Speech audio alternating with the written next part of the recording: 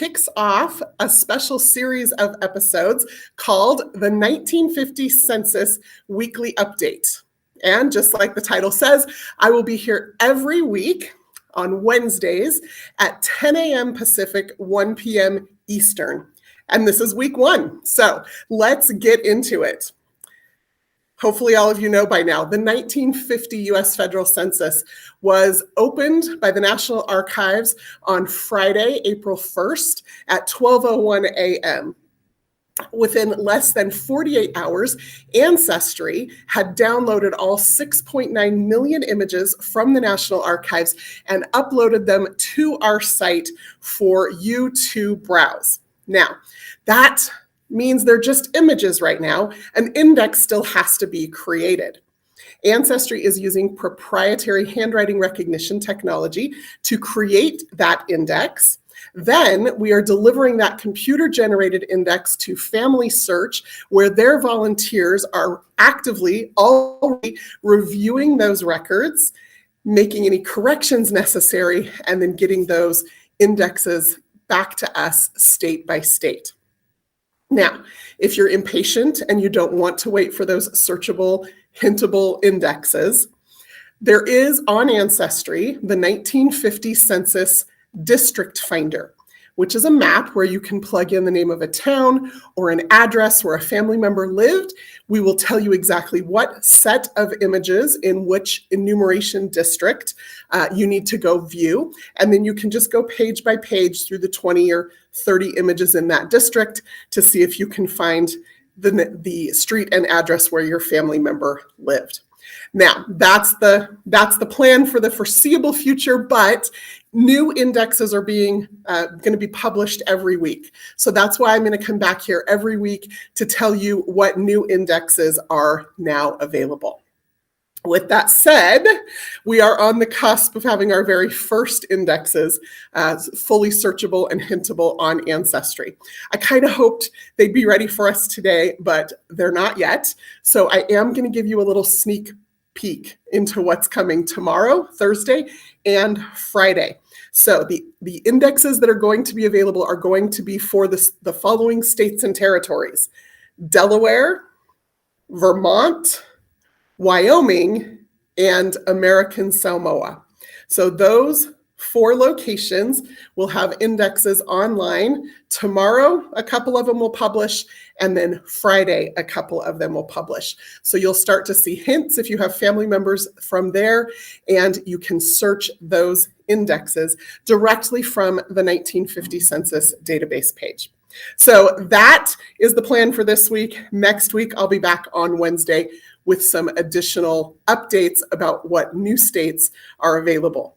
Of course, any one of you can go to familysearch.org/1950 census, and you can participate in that review process. One of the questions that we keep getting is, which states are coming next? Well, the states that are coming next are kind of up to you. Anybody who volunteers gets to choose which state they want to review, and whichever states are finished first and returned back to Ancestry from Family Search are the ones that we will prepare and publish in the following weeks. So that's kind of how the process works. That's what we're going to be doing here each week. Also, each week, I'm going to invite a special guest to join me for a few minutes just to talk about some of the discoveries that we're making, some of the interesting facts about the census, and just some additional information. This week, joining me is Extreme Genes radio host Scott Fisher. I'm going to go ahead and pull Scott on camera with me here. Well, hello. Hello, how are you? Oh, looks like you've got some special glasses going on. Yeah, this is, when you get too much screen time going in your research, you got to have these to keep your eyes sharp. But when you look back in it, you get the full blue thing. So I feel like I'm an alien right now. But I've been spending so much time online since the release of the 1950 census, and it's so much fun, not only for my own family, but to help other people as well. Yeah, let's talk about that a little bit. So Ancestry just finished a survey, and one of the things that we discovered was that nearly 50% of Americans cannot name all 4 of their grandparents. Wow. Do you find that Shocking or no? Yeah, I think I do, but maybe it's because I've always been aware of who my grandparents were. I never thought about it. But what was amazing was looking at some of the breakdowns of the different cities and what they came. I mean, Boston knew more about their grandparents than Salt Lake City, which really shocked me because Salt Lake, of course, is Mecca for family history and everything going on there. You guys are based there. And so it was just an amazing thing to see that. But the 1950 census now is the first opportunity for younger people, from like born before 2000, to actually find their grandparents in there, and for people born before 1975 to find their parents in 1950. Yeah, so the 1950 census fills in this gap for half of Americans, which is fantastic. I mentioned earlier that right now, all the images are online at Ancestry, and the easiest way to browse them is using that Census District Finder. Have you had a chance to use that yet? What's been your experience? It took me 4 minutes to find somebody I was looking for because I used that. And, the important thing is to actually be able to know what the address was that your person lived at in 1950. So just as a thought, if you have old envelopes with return addresses from that era or old letters, you can get information there. You can find directories on Ancestry.com as well that could give you an address for it. But once you do that, then this district finder takes you right to the right film, and it's only like 17 to 25 pages, and they're only like half full, most of them. So you can just browse through, you can look through, it'll show the streets that they're working on, and you can go right to the address. I had one letter that my mother had written in 1950 when she was living in Ohio with her first husband. She lived there all of about 6 months, but it covered the 1950 census, and I was able to find them there. So that was pretty amazing to me. And then, you can actually go and look at some of the houses from back then, using Google Street View or something like that. You can see what they are. So there's just so much that kind of spins off of the 1950 census. I absolutely love it.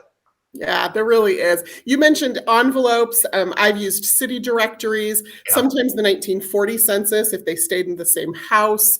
Yearbooks are a really interesting way to find out. Maybe that doesn't get you to an address always, but it can get you to a school district.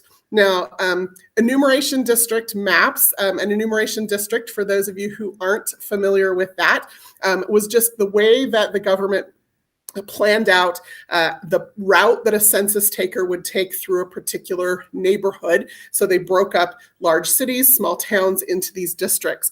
So that district finder map will get you to the town, the address will get you to the specific enumeration district. And then on that map, you just click the link to take you directly to that set of images. Most of you are going to be able to find that right on your Ancestry.com homepage. Just look for the Census District Finder map to get to that. So, Scott, you said you made a discovery in 4 minutes. Other than that speed of that discovery, is there anything else interesting you found in the census so far? It was really fun. Yeah, well, I found my half brother, my half sister in New Jersey, and they were with their mom, who was my dad's first wife. And I learned that they were separated. My dad and my dad's first wife were separated at the time, which I wasn't aware of that timeline. I'm real big, Crista, on building timelines to create histories and to get the detail of it. And things like this really help you to do that. Go, okay, so at what point did they separate permanently? I know when they were divorced. And the story in the family was they separated twice before the divorce. So it's just another little piece there. But I was able to find my grandparents. They were parents of 9 children living in Oregon alone because all the kids had grown up. It was the first time I'd ever seen them separately as just old people, more as I remembered them. What was also kind of fun was that I was able to go to the neighborhood I grew up in. I grew up on the same street, and my folks didn't get rid of the house until I was, I think, 23 years old. And so I didn't really know anything else in the backwoods of Connecticut. And it was fun to go down the road in our little neighborhood and see these people. And I could picture their home, and I'd see parents of friends or grandparents of friends. And I could even picture the little stream that went underneath the road in one place into a pond where I once, on a dare from this friend who lived down in there, I dipped my hair in the water and I fell right over into the pond. And I couldn't swim. I was little. They had to come rescue me out of there. And I called my mom. And all these memories come running back because it's like taking a walk through the neighborhood. And this was a few years before I was born, but many of those people were already there in their proper place. And it was really fun to see them in 1950. Yeah, I love that. I did something similar with my mom. She wasn't yet born. Her parents and her older sister, we found them on a census image, and she did the same thing. She kind of walked me through who the neighbors were and her memories of them. So I love using the census as this device for memory. I think that's fantastic. I hope you have that story written down somewhere. That's a great point. Actually, you might want to record you showing the 1950 census to the seniors in your household and say, tell me about them, and get those stories as they come out, and then use that as a source for any history writing you do in the future. I love the stories. I mean, to me, that's everything. Yeah. There is no detail too small, to help bring them back to life and to understand our people a little better. Yeah, I love that. So you've used the census. I used it with my mom for that. Sometimes we find things where the people involved are no longer living, and so we have to kind of do a little conjecture. So one of the discoveries that I made over the weekend, I found my great-grandmother in the house that she lived in from the time my grandfather was a little boy until long after I was born. And she was living there with my grandfather's older sister, who had returned from World War II service and had not yet married. My grandfather's younger sister, she was widowed by then. And one of the surprising things that we discovered in the 1950 census is that she had 2 lodgers living with her. Now, my great-grandmother was raised very sternly in a German Lutheran tradition in the hill country of Texas, and she was a very grieving widow, and most people who knew her would call her gruff. My favorite story of hers, she would answer the phone and she wouldn't say hello, she would say, "What?" You're bothering me. Yeah, right. And so to find 2 lodgers living with her was kind of surprising. It seemed out of character. She didn't need the money. She didn't love people. But as I looked into these 2 lodgers, what I discovered was it was a young widowed woman and her daughter. And this woman appeared to have a German last name. So I suspect, with nobody left to ask, that this was somebody that my grandmother maybe met through her church and was asked to take in for a period of time. And so she did that. So even without somebody to ask, sometimes there are enough clues, or we can dig into the information enough to gain some insight into these people whose lives ultimately affected ours. And as you write that history, you can say it seems likely that she was invited to bring these people in. I mean, there's so many ways you can put this, write this and nuance it. I mean, we don't know all the facts right down to the letter, but we can presume, and we can make that assumption, and we can say it's a presumption. Yeah, absolutely. Well, Scott, thank you so much for joining me today. Before I wrap up, do you want to just tell people where they can find you? Oh, Extreme Genes? Yes. Our show comes out in podcast form every Monday after it's aired on radio stations around the country. We are on in Boston and Atlanta and Washington and Dallas and Salt Lake City and lots of smaller markets around the country. Then it airs as a podcast. It comes out Monday morning, and you can find it on Apple Media, TuneIn Radio, Spotify, extremegenes.com, wherever fine podcasts are found. Fantastic. Thank you so much for joining me today, Scott. I'm going to go ahead and just wrap up. Thank you all for joining us today. So I do have a couple of questions I just want to field really quickly. One, I'm getting asked, when's the index going to be finished?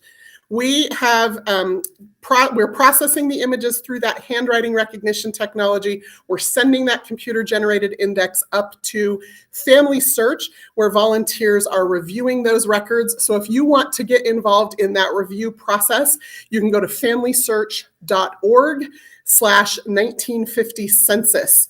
What states come out next depend on what states y'all are reviewing. Then when Ancestry gets those back, we will publish completed states, state by state. So join me here each week on Wednesday mornings to get the update on what states have been finished.